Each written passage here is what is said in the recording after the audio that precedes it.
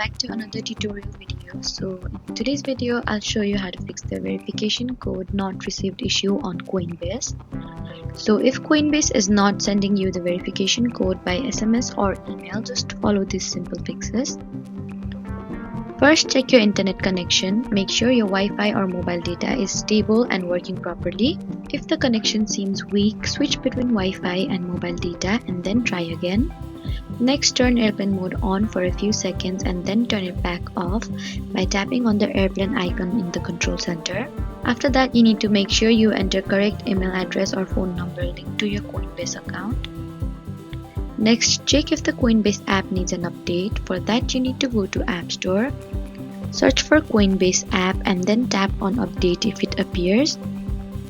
If the issue still continues, try reinstalling the Coinbase app. For that, you need to press and hold the Coinbase app icon, tap on remove app and then delete the app.